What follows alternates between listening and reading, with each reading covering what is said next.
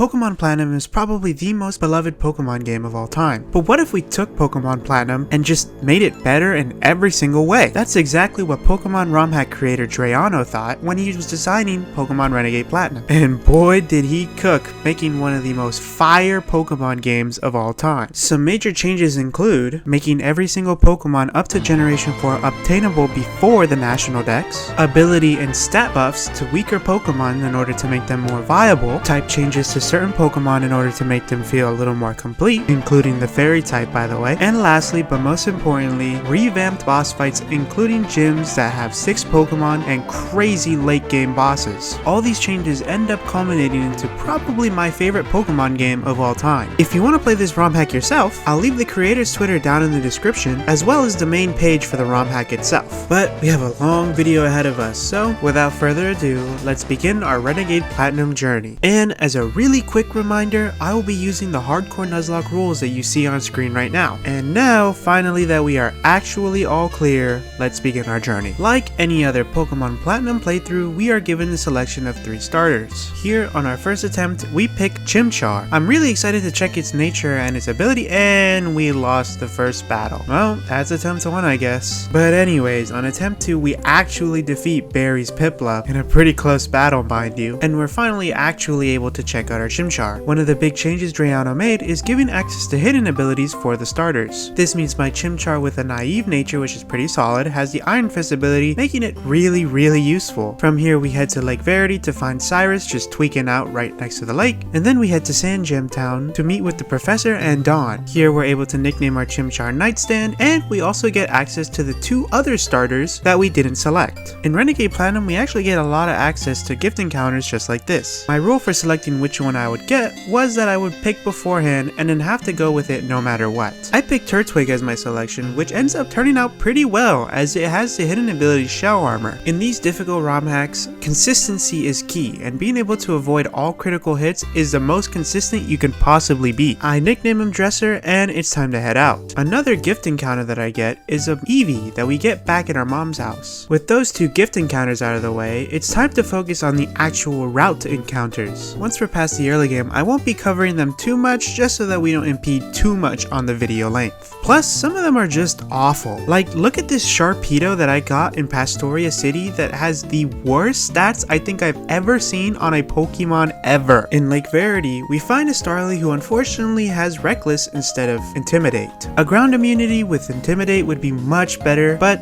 we take what we get. Next on Route 201, we get a 10% Nidoran male encounter. This is pretty cool, except it doesn't have Sheer Force, so it's going in the box. On Route 202, we find a Shinx, who again doesn't have Intimidate. While its other ability is Guts, I firmly believe that Intimidate would be better as I just don't think Luxray has the speed and power in order to utilize it fully. From here, we're able to head to Jubilife, which in the Pokemon Center, we're able to get access to the Gen 1 starters. This time I pick Bulbasaur, which I'm hoping that it has Chlorophyll, which it unfortunately doesn't. But that doesn't mean plants won't be useful for the rest of the run. On Route 218, I fish up a Magikarp, which is a fantastic Pokemon. I named him Fishbowl, and once he becomes a Gyarados, he'll be a strong contender for an Elite 4 team member. On Route 204, I try to Repel Manipulate for a Ralts, but instead I get a Bellsprout. Not too bad, but definitely not what I wanted. In the Jubilife Trainer School, we're able to get an egg, which counts as a unique encounter in this area, and unfortunately we get the worst roll out of this egg. While Togepi in itself is a 100% Elite 4 member, this means we straight up lose an encounter as Cynthia later gives us a Togepi egg anyways in Eterna City. But either way, I welcome Pot onto the team. Right after this, we run into our first rival encounter on Route 203. For pretty early on, this team is a little bit scary honestly.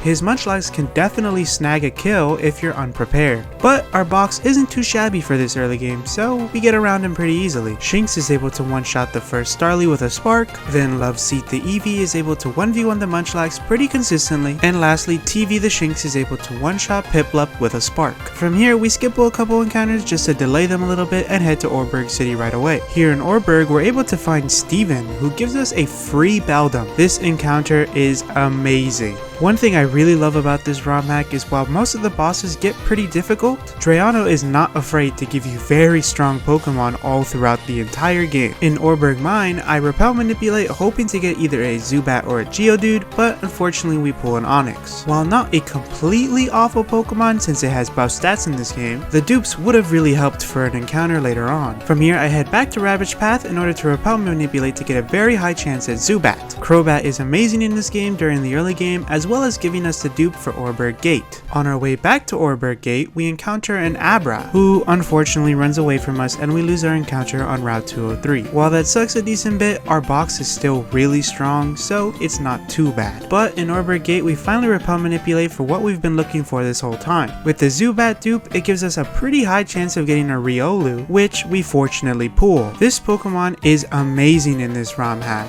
especially since our little dog here gets access to the ability Inner Focus, which later on turns into Adaptability, an absolutely broken ability on Lucario that makes its stab bonus 2 times instead of 1.5 times. And this power is shown in none other than our brand new Roark battle in Renegade Platinum. With a stacked team of 6 this early on in the game, it's pretty easy to wipe to this thing if you don't either have a strong enough box or are very unprepared, which fortunately for us, I think both of those problems are solved for us. Roark leads with his Nose Pass while I lead with Dog.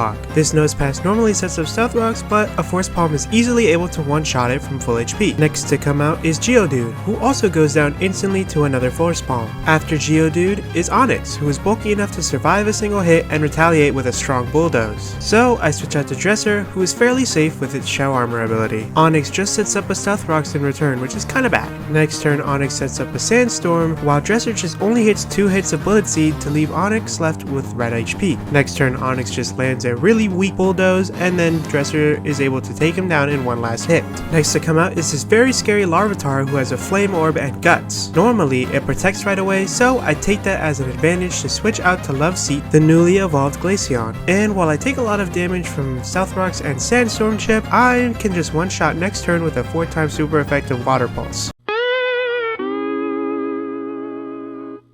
Well, that's a horrible thing to forget. However, my calcs still tell me that Icy Wind should one-shot, so we click it, and he survives on 1 HP. But by the grace of God himself, Love Seat actually dodges a Rock Tomb, and he's allowed to live yet another day. The rest of the fight goes pretty smoothly as Dog just one-shots the last 2 Pokemon. However, we cannot afford to have these kinds of fights ever again. On our way to the next gym, we find Team Galactic and Jubilife and find out that they're attacking Valley Windworks next to Floroma Town. If you're familiar with Pokemon Platinum in general, you would know that Commander Mars in Valley Windworks is one of the scariest fights in the game. The same can be said here, as that Perugly is just as scary as ever, and she has some nasty tools like a speed boost in Yanma. But we have a really strong team this early on, so we could deal with her pretty handedly. On her lead Zubat, Love Seat is enough to take it down in 1 hit with an Icy Wind. Next to come out is Bronzor, and we get to debut a new member on our team, Dryer the Ponyta we caught on Route 207. He gets hit on the switch-in by a Hypnosis, but a Hell Chesto Berry is enough to wake him up. 1 Flame Wheel is all it takes to take it down, and next to come out is the Perugly. Dog is easily able to take it down with a single Force Palm, and last to come out is the Speed Boost in Yanma. However, that Yanma is very easily dealt with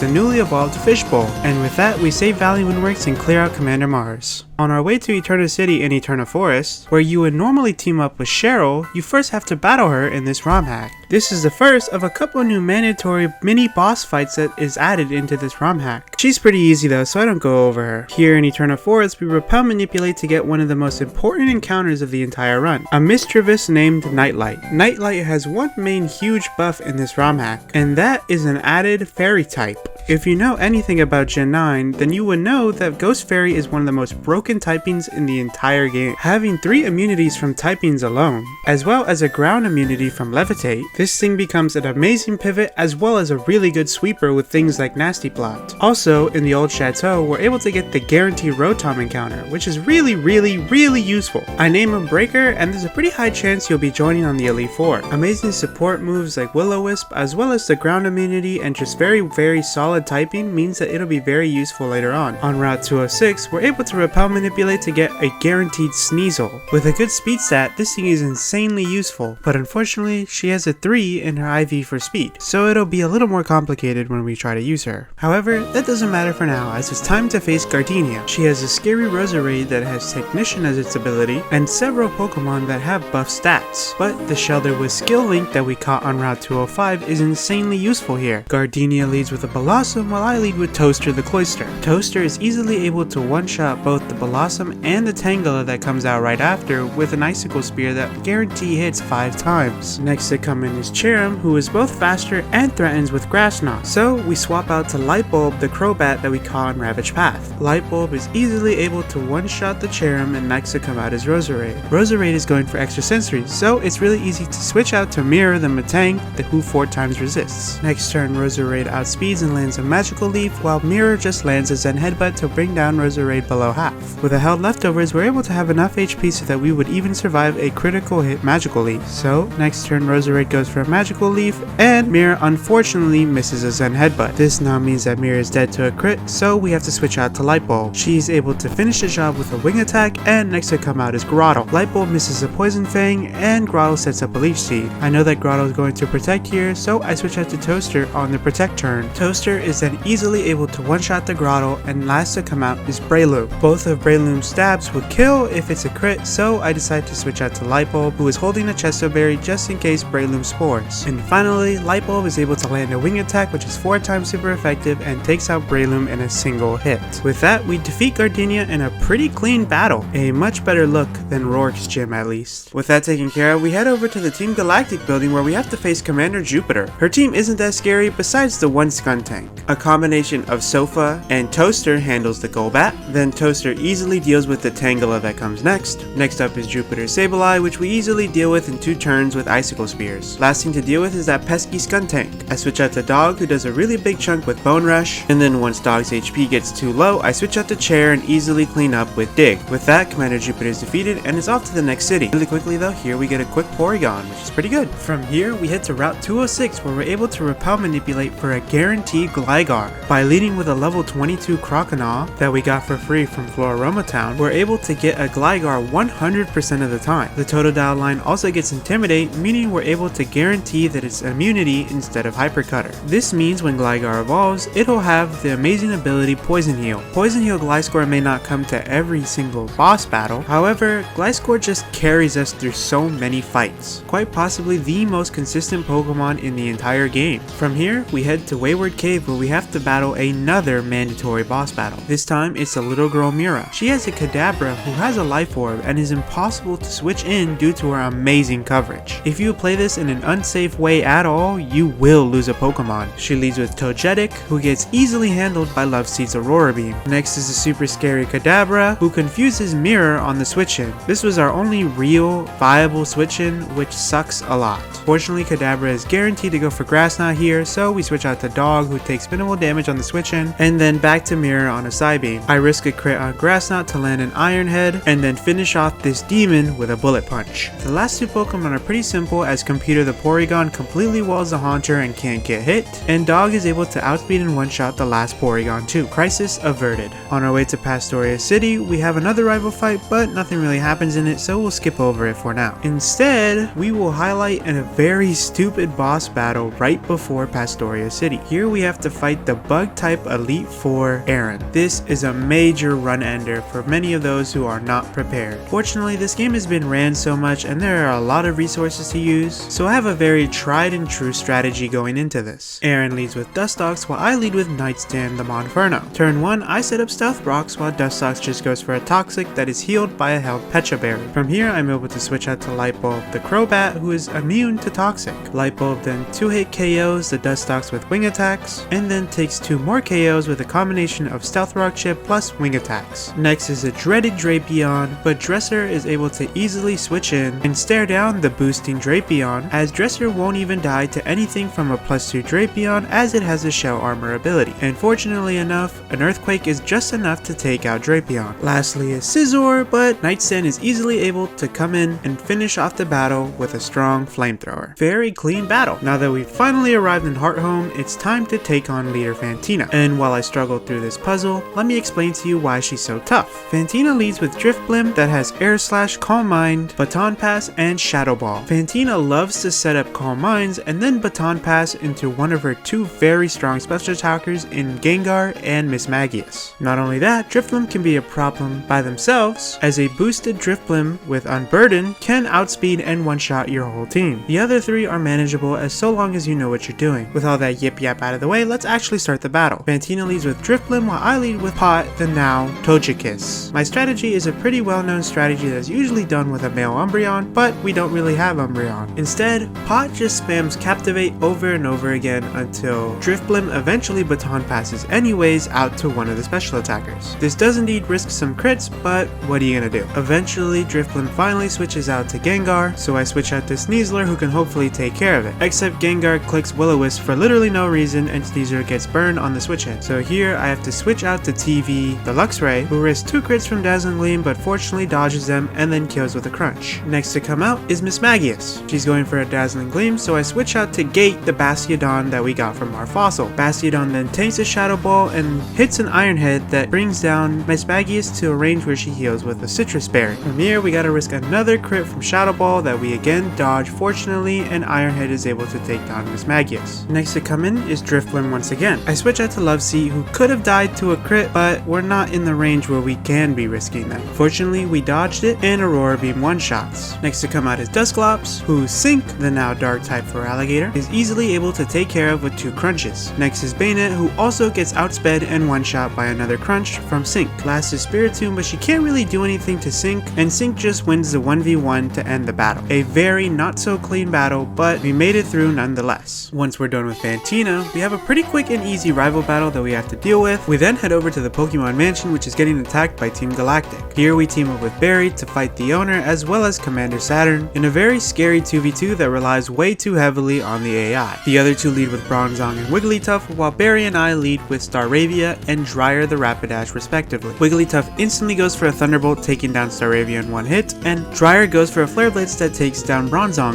also in one hit. When Octillery comes in, I'm forced to switch out to my Rotom Mow as it sees the kill with Octazooka. Wigglytuff just goes for a Moonblast and Snorlax sets up a useless Amnesia. Now Octillery is going for Flamethrowers, so I switch over to Toaster, who still has an abysmal special defense stat and takes a lot of damage. And Barry just continues on being completely useless in this fight, setting up another Amnesia. Next turn, I protect against a double in, and Snorlax finally clicks an attacking move. I'm getting doubled into again, so I switch out to Closet, the Gardevoir that we just got before arriving to the Pokemon Mansion. After this, Barry finally locks in and lands a Body Slam that brings Artillery to 1 HP as well as paralyzing it. I go for a Journey Kiss so I can still stay in on the Wigglytuff, while Wigglytuff just lands a weak Moonblast. A Snorlax Body Slam KOs the Artillery, and last for Saturn is Toxicroak. Toxicroak is going for Poison Jab, so I switch out to Nidoking, who tanks it insanely well, and another Moonblast is launched straight into Snorlax, who again wastes another turn using Amnesia. Seriously, I hate Barry so much. Next turn I land a strong Earth Power on Toxicroak, and then Toxicroak takes out Snorlax with a Drain Punch.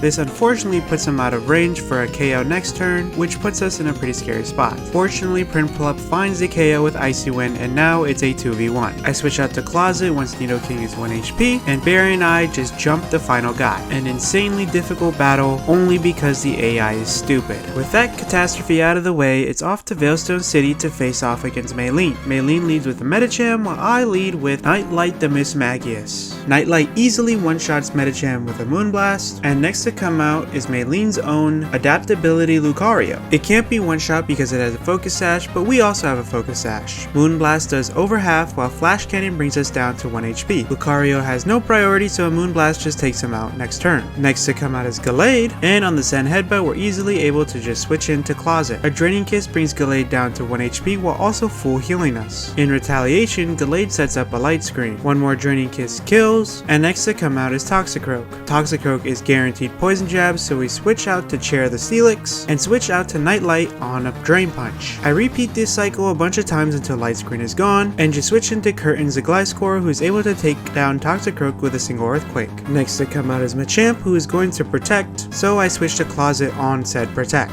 This activates a Toxic Orb so that Guts gets activated by Machamp, but a Moonblast just one-shots. Last to come out is Infernape. Just because I simply want to 100% guarantee this fight, I sacrificed a Breloom that I caught named Stool. This guy was awful, so I had literally zero qualms with getting rid of it. I mean, come on, 4 attack IV and 1 speed IV with no technician as the ability? This guy was destined to be sacrificial fodder. However, that does end our deathless run, unfortunately. Once Stool goes down, I send in Curtains to, well, pull the curtains on Maylene. I kind of misplay here since a burn from Fire Punch would be devastating, but we avoid it, and an Earthquake is able to take down Infernape in a single hit and win us the 4th gym badge. Rest in peace, Stool, I guess? I mean, he won't be missed, I promise you. From here, we head over to Pastoria City, catching a Nidoran female on the way. But unfortunately, no sheer force, meaning it's a bit of a dud. Right before we head into the next gym, Barry decides to challenge us to a battle really quick. Our box is pretty well prepared for all of his Pokemon, so they all kind of just get 1v1'd and it's on to the gym. Here we have Crasher Wake, who has a very scary team with permanent rain active on the field. Most people will be like, well, why don't you just change the weather? And to that, I say I totally did not forget that and went with the classic that's what losers think mentality. However, that mentality means we might have to risk some possible mess ups. Crasher Wake opens with a Quagsire who's holding a Rindo Berry. This means a Giga Drain won't be able to instantly one-shot like I meant it to. So I decide to go for a Sludge Bomb to bring Quagsire into a killing range. Quagsire goes for Ice Beam, which risks a critical hit, but we're fine. Now that Quagsire has been chipped, a Giga Drain is easily able to take him down in one more hit. Next to come out for Wake is Gyarados. That Giga Drain was important because it put us in an HP range where Gyarados only sees Ice Fang as a potential move selection. This is where a little bit of strategy will come in. I need to switch in Closet here so I could get kill credit. Closet being level 45 lets me get a guaranteed kill roll later on in the fight. But that's not the only benefit we get, as Closet has Trace. This means Closet will get to copy the Intimidate from Gyarados and use it against him. An Ice Fang on the switch-in will never kill regardless of a crit or not, and I switch out to Toaster on an Aqua Tail. Next turn Gyarados goes for a Dragon Dance, while Toaster just puts him into range of Ice Shard with a Rock Blast. So all we gotta do is click Ice Shard and then Crasher Wake switches Pokemon. This is insanely unfortunate. If you want to know why Crasher Wake switched in this spot, I'll really quickly give a rough explanation as to why I think it happened. Because the last move selection that Cloyster made was Rock Blast, Crasher Wake's AI scanned his team to see what Pokemon would be able to resist said Rock Blast. And since Poliwrath is a fighting type and resists Rock type, it rolled for a chance to switch, which just so happened to work. Again, I think this is how it works. I don't really know. I'm not a good source. Whatever though, even if our plans are messed up, we still have to win. Funnily enough, this was the Pokemon I needed Closet for, and the chip from Ice Shard means that the kill is now guaranteed even without the level up. So now all we gotta do is switch and we're able to... Are you kidding? Not only do we get a switch, I also get hit by Hypnosis? The Pokemon gods were not looking upon me with any satisfaction, I guess, because they want me to lose. Whatever, we still have to steer. We switch out to Gyarados on an Ice Punch and take 0 damage, fortunately dodge the freeze, and then get hit by another Hypnosis. This whole section of turns was probably the most unlucky thing I've ever experienced in my entire Pokemon career. Not only did the AI switch, which is not a very high chance by the way, we get hit by 2 back-to-back Hypnosises that are 60% accurate. Now I'm no genius math magician, but that is very unlikely. By the way, on top of the Hypnosis, it was also a speed tie, meaning I lost another coin flip. And not only that, I get a 3-turn sleep. And I really wish I could say I was done, but I'm not. And on my 3rd turn of sleep, I get crit by a waterfall, bringing me down to the yellow. This is really stupid at this point. And not only that, I get 4 turns of sleep, which I didn't even realize until now was possible. Finally, however, Gyarados decides to wake up next turn and get off a Dragon Dance. This was necessary so that I don't lose another coin flip to a speed tie. Unfortunately, however, we are at 16 HP, meaning we're dead to literally anything. And what would be this amazingly stupid turn of events if it didn't end in a bang? On the next turn, I pick Bounce, and on the turn after, I miss. And as one final cruel joke, on the waterfall that would kill Fishbowl, Poliwrath crits. I was genuinely at a loss for words. I have never experienced something so unfortunate in my Pokemon career. To lose a Pokemon in such a ridiculously stupid fashion is nothing short of a hilarious joke, I'm gonna be honest, it's pretty funny. But at the time, I was not laughing, as I still need to win this battle, and I just lost probably my most important Pokemon. I send in Plant to try and recover the damages, who lands a huge Giga Drain on the Poliwrath, bringing him down to the yellow. Fortunately, he dodges an Ice Punch crit and freeze, which is surprisingly good luck for me in this battle. Finally, Plant is able to take down Poliwrath's Rain with a Giga Drain, and next is a Gyarados on 1 HP. A simple switch out to Toaster and then an Ice Shard is easily able to pick him up though. Next to come out is Ludicolo. Cloyster is guaranteed dead to Giga Drain, so I try to switch out to Pilot the Swallow, and she gets absolutely blasted by a Hydro Pump. This one was honestly on me, guys, that's my fault. What I didn't realize was that because of Cloyster's abysmal special defense stat, he died to a rain boosted Hydro Pump as well as a Giga Drain. While there were still some odds like the coin flip between Giga Drain and Hydro Pump as well as the miss chance, I should have been easily able to avoid this situation as a whole. Even still, come on man, what is my luck? Once again, it's up to Plant for some cleanup duty. He comes in, dodges a crit and freeze from Ice Beam, and locks in and lands a Sleep Powder. If this did not land, by the way, this is 100% a wipe. So, MVP Plant, I guess. Fortunately, Ludicolo does not instantly wake up and 2 Sludge Bombs are able to take it down. Next to come in is Sharpedo, who Sync is easily able to switch in on a crunch. Of course, getting the defense drop because my luck hates me. Sharpedo just goes for a Waterfall, which we fortunately dodge the flinch and land a Brick Break. This puts Sharpedo in range so that Aqua Jet can kill him the very next turn. Last up is the powerful Floatzel. I switch out Toaster to try and reset the defense drop and still take a massive amount of damage through the massive defense stat and resistance. Sync then comes in, lands an Intimidate, and takes a little bit of damage from Aqua Tail. We're obviously not in a position to play around crits, so I kinda just have to send the crunch. So as Floatzel clicks Aqua Tail, we see that we live. And to be poetic, Sync lands a critical hit crunch to end the battle and win us the Crasher Wakes gym badge. What an absolute horrible monstrosity of a battle this was. But nonetheless, we made it through. It's a huge shame that we lost probably one of our best Pokemon and another really solid one. But that's the cycle of life. And Pokemon RNG is stupid as hell. I don't care. From here we have another run-in with one of our rivals, Dawn, who is pretty much of a pushover besides the low punny. From here we head over to Celestic Town and pretty much just run over Cyrus because this fight is pretty easy. He might be a problem later on, however, but for now, he's cake.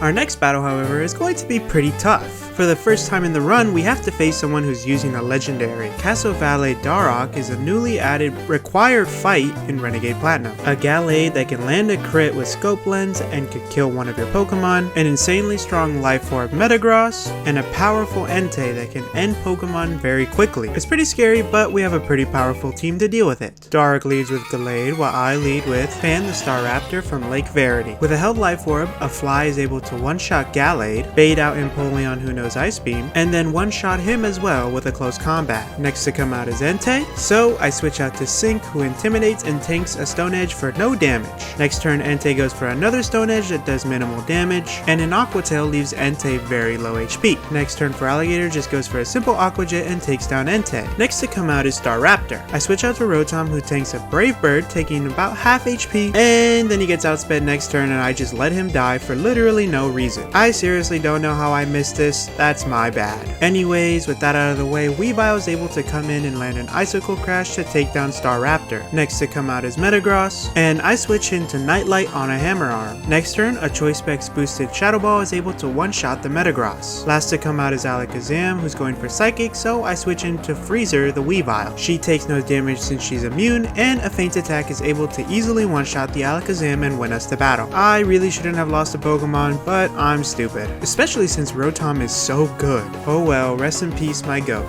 I once again have to face my rival at Caniclave City. Of course he gets washed as always. And then I'm off to Iron Island, where here instead of getting a free Riolu, instead we have to fight Riley. He's got a pretty scary team honestly with a Metagross and a Salamence, but I'm gonna put the pause on him real quick. And I mean that literally, as he leads with Absol and I lead with Dog my Lucario. Aura Sphere is able to one-shot Absol in one hit, and next is Lucario. He also goes down in a single Aura Sphere. Next Next to come out is Metagross, and he goes for agility after I switch. This Metagross has gone from easily able to be handled to now insanely scary. After some time thinking, I decide to switch into Sync, who tanks a Meteor Mash. Fortunately, no attack boost, so next turn I have to tank an Earthquake and then land a strong Crunch. I'm dead to a crit, so unfortunately I gotta switch here. The good thing is that I know that he's going for Earthquake, so I can switch back into Nightlight and then do a bunch of Intimidate cycling until I ultimately decide that I have to risk the crit. Fortunately, Sync is a goat and dodges it and then lands a Crunch to kill Metagross. Next to come out is Ursaring. I switch out to Nightlight since it had a good chance to get something that it's immune to, which fortunately we pull Strength. Ursaring's Flame Orb activates, giving it Guts, but it's not really that scary. Play Rough is pretty much the only move that it can hit me with, so I switch out to Dog, who wouldn't take that much anyways. But Ursaring just decides to fail a Protect instead, and next turn I'm just able to one-shot with a close combat. Next to come in is Slaking, who just meets the same fate and dies to a close combat.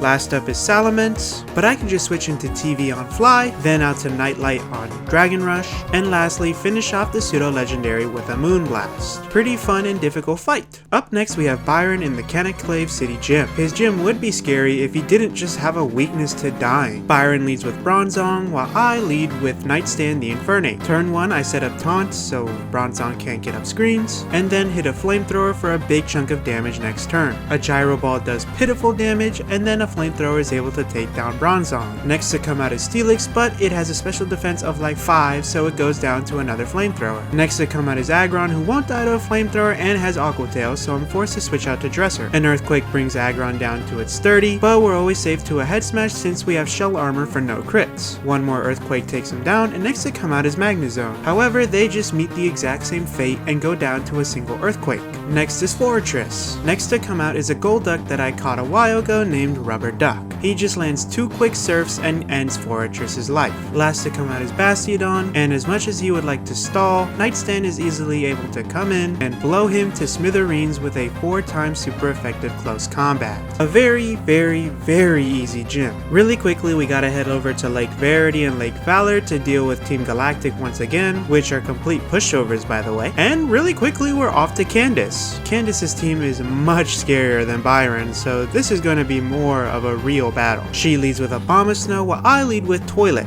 I stole this strat from Flygon HG, one of my favorite YouTubers, and had Toilet hold an Iron Ball. This guaranteed that I would be slower and Abomasnow Snore Warning would go first and Drizzle would go second. I learned from Crasher Wake and decided to overwrite the weather this time. I switch out to Mirror the Metagross on a Blizzard and then get hit by an Ice Shard while setting up a South Rock. From here I switch out to Shower Cap the newly attained Tentacruel and then switch out to Paw on a baited Earthquake. From here, it's time to show why Togekiss is probably the best Pokemon in the entire game. First, I'm able to Encore the Abomasnow into Earthquake, meaning it cannot hit me no matter what. Then I'm able to set up 3 Nasty Plots for free, and then Baton Pass out to Nightlight, who is holding a Choice Scarf. From here, it's just a slaughterhouse, with Moonblast after Moonblast destroying everything in its path. And with that, Candace is super easily defeated, and we obtain the 7th Gym Badge. Now it's time to start our giant Team Galactic split. First up is Cyrus in the Team Galactic hideout, but he's honestly still a pushover, so everything just gets 1v1'd and loses. Against Commander Saturn, we need a little bit more strategy, where we lead with pre-poison Gliscor to set up a Stealth Rock, while Bronzong just sets up a Light Screen, and then you turn out to Sync, while Bronzong sets up a Reflect.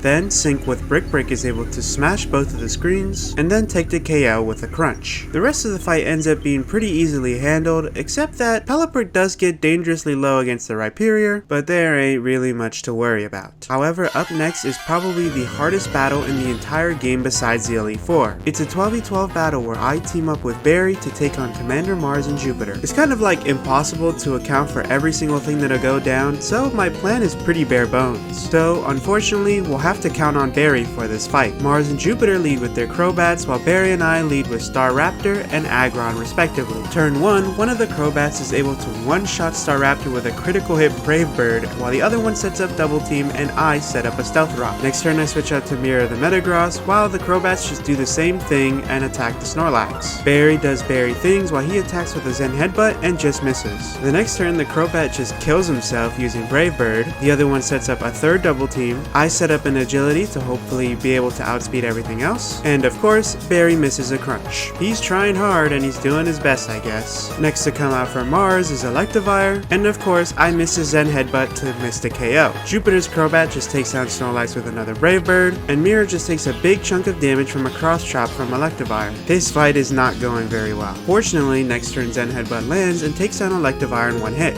Then Barry's Heracross just gets absolutely blown up by a Crobat. Next for Mars is Yanmega, who takes a big chunk from South Rock damage. Next turn I switch out to Sync to get another Intimidate on Crobat, so now it's doing no damage, and Arcanine is easily able to take down Yanmega with a Flare Blitz. As long as this Crobat stays on the field, it's going to be very useless. Next for Mars is her Kangaskhan. Next turn Crobat goes for a Sludge Bomb on Sync, and Barry just completely sells the operation, taking down Crobat with a Wild Charge. Unfortunately, I got doubled into this turn and would have died to a crit. Fortunately, I dodged the crit and landed a big chunk of damage to Kangaskhan with a Brick Break, but Sync probably won't be able to be used for the rest of the fight. Next for Jupiter is Tangrowth. I switch out Sync to Plant, while Barry locks in and lands a close combat to take down Kangaskhan for me, one step closer to the 1v2 we need. Tangrowth just goes for an insanely weak Giga Drain into Plant. Next for Mars is Bronzong, who, after I switch to Counter Top, gets absolutely mauled by a Flare Blitz from Arcanine. Barry really decided to lock in after that horrendous start.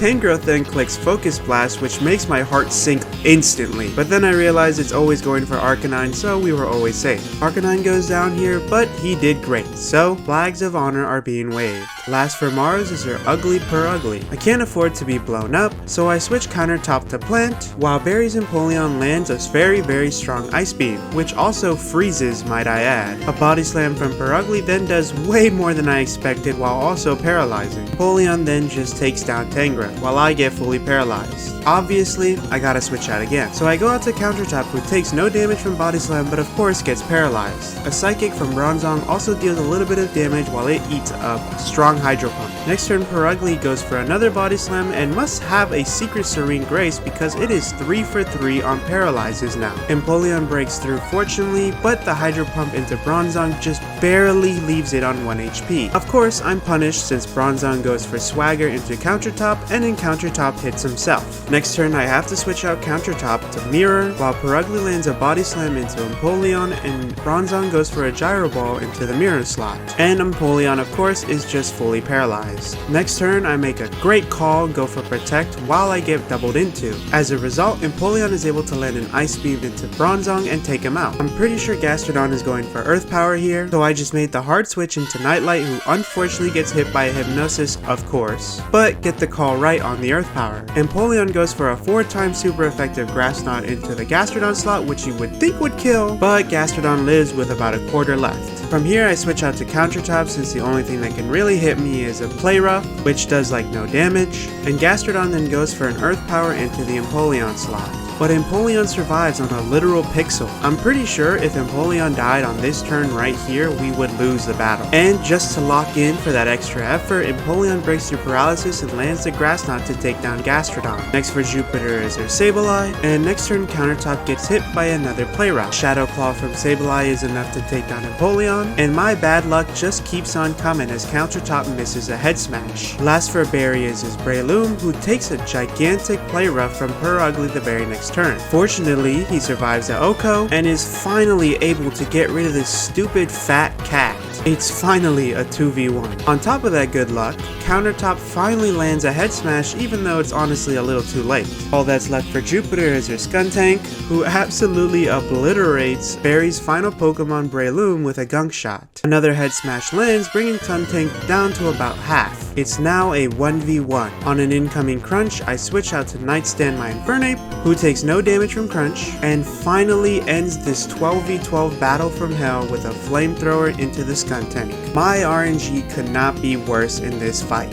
Fortunately, Barry honestly pulled through. But we're not done, as this guy Cyrus brings forth Dialga and Palkia. You know, the classic Sinnoh stuff. Now we gotta head into the Distortion World to face off against Cyrus. While I take forever to get through the Distortion World, let me explain really quickly what the Cyrus fight actually is. You see, Cyrus got a little bit more firepower in this game. In this game, Cyrus is a back-to-back fight where, in the first round, you have to face off against him when he has a Palkia and a Dialga. Once you get past that initial double battle, then it's time for a single battle portion against his actual main team. With that tidbit of information out of the way, let's actually head into the battle. Cyrus leads with his Space and Time twins while I lead with Bastiodon and Milotic. Since Bastiodon baits a kill from both Palkia and Dialga, I decide to protect with him so that he can distract them both. In the meantime, Tub is able to land a Moonblast into the Palkia slot. Since I obviously can't let Bastiodon die, I switch out to Togekiss because it's immune to Earth Power and 4 times resist Aura Sphere. After this switch, Milotic is just easily able to finish off Palkia with another Moonblast. From here, Togekiss is able to Encore Dialga into an Earth Power, neutering its damage. From here, it only takes a couple of turns of switching and attacking until Dialga finally falls to a Garchomp Earthquake. With that admittedly pretty easy double battle out of the way, it's actually time to face Cyrus in the single battle portion. Cyrus leads with his Crobat while I lead with Gate the Bastiodon. Crobat lands an extremely weak Brave Bird while Bastiodon just sets up a Stealth Rock. With a combination of Rock Climbs and Protects, I'm easily able to take down Crobat while also staying relatively healthy from Leftovers recovery. Once Crobat falls, next to come in is Gyarados. From here, I switch out Bastiodon to Mirror, who takes a relatively strong Aqua Tail. Next turn, however, Metagross is just easily able to outspeed and land a Thunder Punch, taking down Gyarados in one hit. Next to come in after Gyarados is Houndoom, who takes 25% chip damage from the Stealth Rock setup earlier. Metagross is baiting both Dark-type moves and Fire-type moves, so I switch out to Garchomp hoping to win the coin flip. Unfortunately, I lose that coin flip, and Garchomp takes a clean half of his HP. This was obviously pretty stupid because if I was crit, then Garchomp would be gone, and that would be horrible. Fortunately, we're never punished, and Garchomp is easily able to outspeed and land an Earthquake to one-shot the remaining HP of Houndoom. Next to come in is Weavile, who gets his Focus Sash broken by the Stealth Rock, and then Infernape is easily able to come in and one-shot with a Mach Punch. Next to come in is Honchkrow, and with the Stealth Rock's chip, a close combat is just barely able to take the KO. And that's perfect because when Magnezone comes in, he also just becomes a close combat victim. And with that, Cyrus is finally defeated. However, we're not done yet because we still have to face off against Giratina. As Giratina floats there, we have a final standoff, and I just catch it in a Master Ball because I'm lazy. And with that, we saved all the space and time. Isn't that awesome? With Team Galactic out of the way, now we can go face Volkner and his electric types in the 8th gym. Volkner's team is pretty scary with tons of speedy special attackers and even 2 Rotom forms. As we start the battle, Volkner leads with Jolteon while I lead with Sudowoodo. On turn 1, Bonsai tries to go for a Sucker Punch, but it actually just fails while Jolteon just goes for a Thunder Wave. The next turn, Bonsai lands a Sucker Punch dealing just over half HP, while Jolteon responds with a Thunderbolt that also does half HP. The next turn, a Sucker Punch is finally able to take down Jolteon, and next to come in is Rotom Wash. Next turn, I switch out to Plant, who takes a Hydro Pump for a decent bit of damage. Next turn, a critical hit Hydro Pump brings Plant down to low HP. But ultimately, this doesn't matter, as Giga Drain one-shots Rotom and gives Plant all the HP back that it lost. After dealing with that, next to come out is the Fire-type Rotom. I decide that Bonsai won't really be that valuable for the rest of the game, so I send it out with the decision of sacking it. But Rotom just ends up missing the overheat, and I'm able to get a Sucker Punch off. And with that, I decide to give my final send-off to Bonsai, except he just ends up living anyways with 9 HP off of a Thunderbolt. Bonsai ends up breaking through paralysis one more time, solidifying that he wants to live, and lands another Sucker Punch and takes out Rotom. With Rotom heat gone, next to come out is Electivire. I ultimately decide that Bonsai earned her keep, so I send in Butter to die in her place. Butter is completely useless from this point on, so I just decide to let him die. With Butter gone, we get a free switch into our Garchomp desk and obliterate Electivire. Next to come out is Luxray, who lands an Intimidate, meaning we won't be able to take him out in one hit, and he threatens us with Ice Fang. So I decide to switch into Sync to get off my own Intimidate as well as tank the Ice Fang. This Luxray happens to be locked into a Choice Band, so I decide to just spam Brick Breaks until eventually it goes down. With Luxray taken care of, last to come out is Raichu, but ultimately it's just one last switch into Desk and an Earthquake to finish off Raichu and win us the 8th gym badge. Finally, all 8 gym badges are taken care of, and it's time to head to Victory Road. Our final encounter is Hariyama, who is ultimately pretty useless, I'm not gonna lie. From here, all we have left in the game is 7 more major battles, and the first of that final set is our final rival battle against Dawn. Dawn leads with Alakazam while I lead with Weavile. A Choice Scarf Feint Attack is easily able to just take down Alakazam in a single hit, and next to come out is Lopunny. Lopunny is going for a high jump kick, and Curtains is easily able to switch in and heal off the damage due to a pre-poison plus a Leftovers. Next turn, Curtains gets hit by a Mega Kick,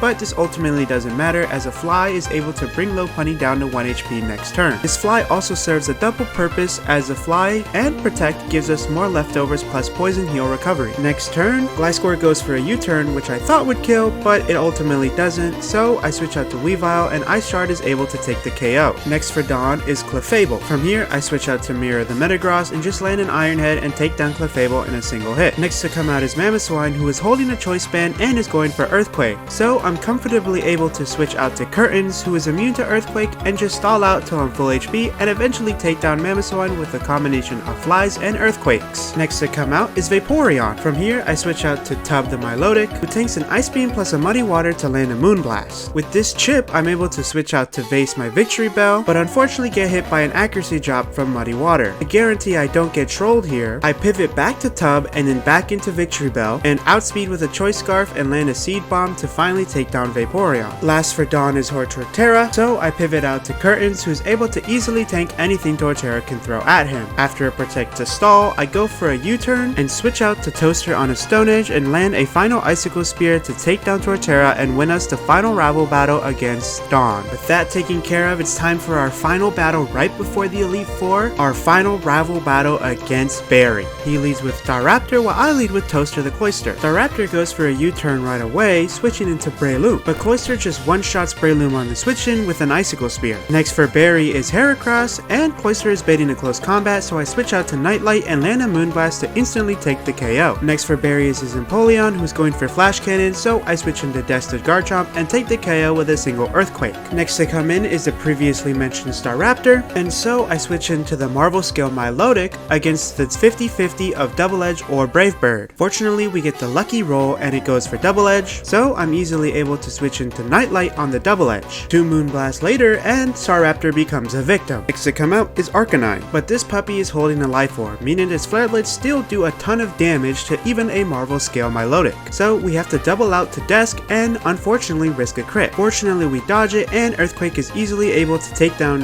Arcanine after all of the chip damage from Life Orb. Next to come out for Barry is his Snorlax, but he actually has no way of hitting Nightlight. So Nightlight is able to come in and just launch Moonblast after Moonblast as Snorlax goes for Slack Off after Slack Off, just stalling out turns and stalling the inevitable. But eventually, we don't run out of PP and Moonblast is finally able to take down Snorlax. This concludes the battle and gives us the opportunity to finally face the Elite Four. The really scary thing about the Elite Four and Champion in this game is that they have one of 4 teams that they could possibly pick from. This means I have to find a combination of 6 Pokemon that can deal with a possibility of 20 different teams. Obviously, there are some overlap between the teams, but that's still a very challenging task. But after some really long team building, this is what I decided to go with. We shall see if these final 6 Pokemon are able to carry us through the rest of the Pokemon League. First up in the Elite Four is Aaron, who we've already faced before this, back before Hardhome City. Aaron leads with Venomoth, which means that we're dealing with his second team out of all 4. I lead with Bastiodon and set up a Stealth Rocks, while Venomoth just goes for a double team. Next turn, Venomoth goes for a second double team, but I go for a Roar so I could get rid of the stat buffs and also switch him out. As a result, Armaldo gets dragged out and is going for Earthquake this turn, so I decide to switch into Nightlight since it's stuck to using Earthquake because of his Choice Band. From here, I set up 3 Nasty Plots to get to +6 special attack, and then Moonblast the Armaldo, Shadow Ball the Forretress, Moonblast the Pinsir, Moonblast the Drapion, Shadow Ball the Venomoth, and finally dodge a crit from Scyther to land a last Moonblast to win us the battle. 1 down, 4 more to go. Next up in the Elite Four is Bertha and her ground types. Bertha leads with Tyranitar, which means it's one of 2 teams. However, both Tyranitars have a Choice Scarf, meaning we're able to bait an Earthquake by leading with Bastiodon. So I'm easily able to switch into Togekiss and take out Tyranitar in a single hit with a Moonblast. Next to come in is Mamoswine, so I switch back to Bastiodon on the Icicle Crash, use Protect to guarantee that Mamoswine is going for Earthquake, and then switch back to Togekiss and hit him with an Encore. This locks Mamoswine into Earthquake, so I'm able to switch into Miss Magius with Levitate, set up a Nasty Plot, and then take him down. Once Mamoswine goes down, next to come in is Dugtrio. I switch out to Garchomp on the Dugtrio, but it just misses its attacks, and Garchomp is able to take him down with a single Earthquake. Next for Bertha is a Swampert.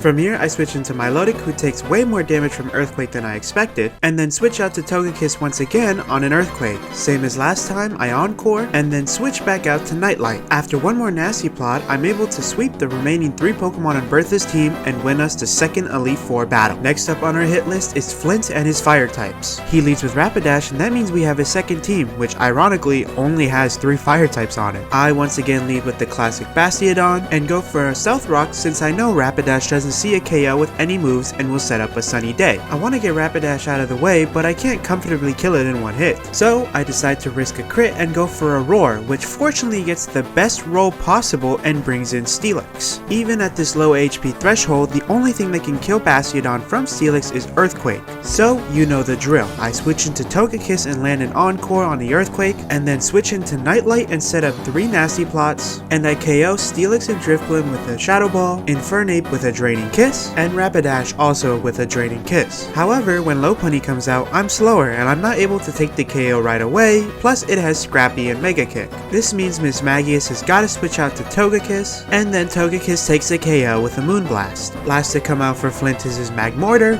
but Dusk the Garchomp is easily able to take him out in a single Earthquake. And with that, 3 Elite Four members are down and there are 2 battles left in the entire game. Last person remaining in the Elite Four is Lucian and his Psychic types. He leads with Espeon while I lead with Bastiodon the Classic. Espeon sees the KO with Aura Sphere, so I'm easily able to switch into Togekiss once again. Espeon is going to go for one of its Scream moves here, so I click Encore hoping that it's not Light Screen. Fortunately, it's Reflect, and that means the battle is basically over. I set up 3 nasty plots with Togekiss and then Baton Pass out into a Choice Scarf Miss Magius. And then it becomes an absolute slaughterfest as Miss Magius takes all 6 KOs with Moonblast after Moonblast. With that, we have conquered the Elite Four, and now it's time to face one of the strongest champions in history. This is what our journey has been leading up to, a final showdown against Cynthia. She leads with Milotic while I lead with Bastiodon. I know this Milotic wants to set up Light Screen, so I switch out to Togekiss like always. Just like I anticipated, Milotic goes for Light Screen on the switch-in. So from here I'm able to Encore, set up a bunch of nasty plots, and then Baton Pass on the turn right before Light Screen ends. This means Nightlight can come in and absolutely tear Cynthia's teams to shreds. However, after being brought down to a Focus Sash from a Staraptor Brave Bird, Cynthia's Garchomp finally takes down Nightlight after a generational performance from the GOAT. Rest in peace, GOAT. Next turn, my own Garchomp comes in and tanks an Outrage but lives on 1 HP because of a Focus Sash. As a result, a Dragon Claw is able to bring Garchomp down to about 1/3 left HP. At the same time, our own Garchomp dies to a Rough Skin damage proc. As a result, the Fairy type Milotic is able to come in and completely ignore the Outrage and land a Moonblast to finally end the battle. And with that, we finally defeat Cynthia and defeat Pokemon Renegade Platinum. Thank you for watching my first ever Pokemon Romhack Nuzlocke challenge. It was really difficult and really fun at the same time. Let me know if you like these and if you would like me to stream my future runs. Also, give me feedback on what I can change if there's anything that you would like to see. Anyways, thank you, bye bye.